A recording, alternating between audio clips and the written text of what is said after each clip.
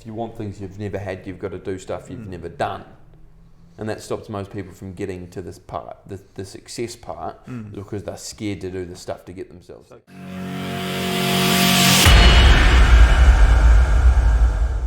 Hi, it's Glenn Hankinson here. This afternoon I'm here with Hanan Corley, and I've asked Hanan to come in and have a quick chat just about his experiences with one of the co-founders of Bugwash Property and the senior property coach, David Bajaya. So, Hanan, thanks for coming in, mate. No worries, mate. Anytime. Yeah, good to see you. You too. Good to be here.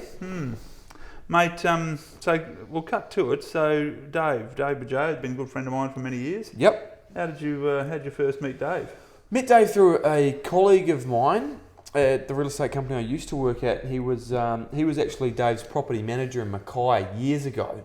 And when my colleague jumped across to our company, he said, "Hey, I'm going to the Gold Coast for a day to catch up with this guy. He knows a lot about real estate. He's riding to his cars and property investing and everything. Would you like to come?" I said, "Yeah, that'd be brilliant." Anyway, Dave and I headed off from the start. At that point in my life, I wasn't doing anywhere near what I'm doing now. I think I'd made $40,000 for the previous year.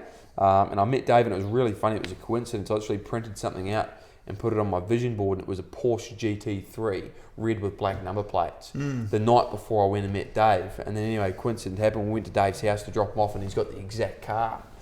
And then, yeah, we headed off ever since, and I asked Dave to be my mentor. He certainly stretched me and told me to do things I wasn't so comfortable with, but it proves that it's all for the better in the long term, that's for sure. So what do you reckon what do you think is the biggest influence that Dave's had on you? Thinking bigger and having more faith that everything works out. Because I suppose I was always living in scarcity up until I really met Dave, and he taught me that there's no way that you'll get all the fruits that you want out of life if you keep living there. You've got to stretch yourself and be a bit more uncomfortable and sometimes even do things that you can't really afford to do because it stretches you and forces you to become that person. Does that make sense?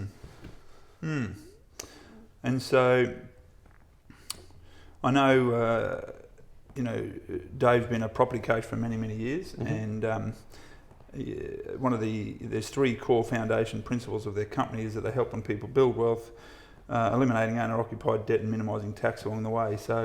So Hanan, out of those three factors, building wealth, minimising tax and eliminating owner-occupied debt, which one do you think Dave's had the biggest impact for you on? Definitely building wealth. When I met Dave, as I said earlier, I was making about $40,000 a year. This year I'll do 10 times that. And that's only in a 2-year period of meeting him and stretching me to do more, think bigger, and obviously invest in real estate. It's a big difference.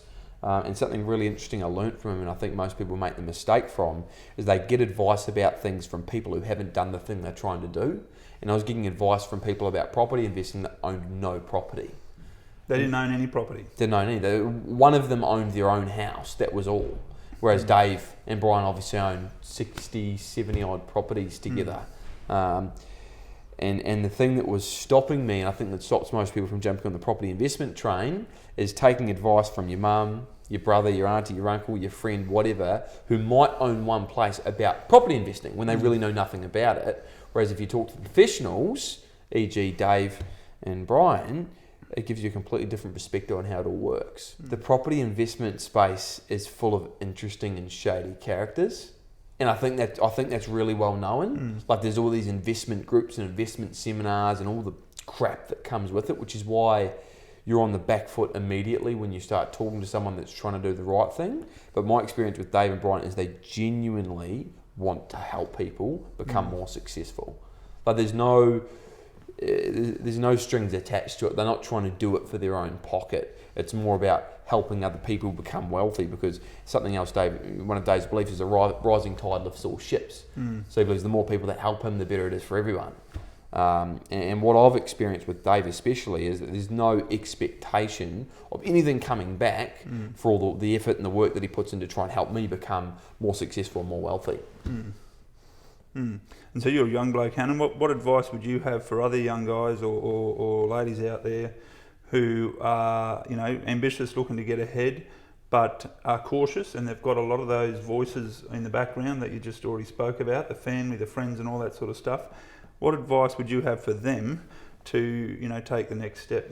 Only take advice from people who have the things that you want. Mm-hmm. Like, our parents care a lot for us, and so do our family and our close friends.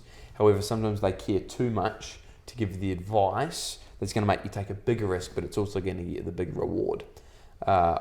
Before I jumped on board and built my first duplex with Dave, I was getting so much feedback from everyone close to me about why it was a bad idea. But the funny thing about it was, there was only one of those people who owned their own place, and none of them had investment properties. Mm.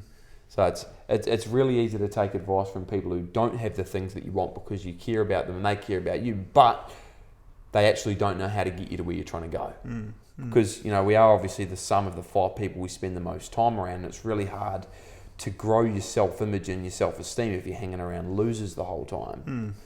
Something I've learned about Dave and about lots of successful people is they genuinely do want to help people. Like, the real successful people actually do want to help people. And if you reach out and you ask them if they'll mentor you, 90% of them will say yes. Mm. So I think just getting around people that are doing what you want to do makes the big difference. Mm. So Hanan, your property investing story. Mm-hmm. I know you started to come on with the boys a little while ago. Can you share us your property investing story? Interesting story. When I first came on, Dave got me to commit, and I knew it was the right idea. It was great, and I drove back up to Toowoomba and got bombarded by a whole lot of dickheads about what was a bad idea. They weren't totally excited about your financial future. No, absolutely not. They all thought it was a dumb idea, and that I'd basically committed to a bad thing. I was going to lose a whole lot of money, and it taught me at it anyway. So I called the solicitor, and I got them to rip the contract up without even talking to Dave. And that was quite a tense moment in our relationship, because he called me up and he said, mate, if you want things that you've never had, you've got to do things you've never done. I know you don't want to do this. If you don't want to do it, just let me know. I'm going to stop pursuing you. And I went, shit, I've made a mistake here. So I reignited the deal. But now that it's completed and everything's rolling, I can't wait to get my second one. Mm. It was just the first one getting over that psychological hurdle. That was the problem. But now that I've got it, I'm literally just waiting to collect my second one. Yeah. Mm. And listening to people who are completely external to the whole process. They've always got opinions. Everyone's got an opinion, like an armpit. Most of them stink. Not many of them are very good. True enough. So it's important to only take the opinions of those people who have got the things that you want, which is why on this whole property investing train, the only advice I'm getting is from Dave. I'm not taking it on from anyone else. If I can source other good information from online, great, providing it's coming from the right people. But majority of it, everyone's just having their say, but not many of them actually have any credibility when it comes to the subject. Whereas these guys definitely do. Yeah, brilliant. Hanan, thank you so much for your time this afternoon. No worries, mate. Much appreciated. Good to see you.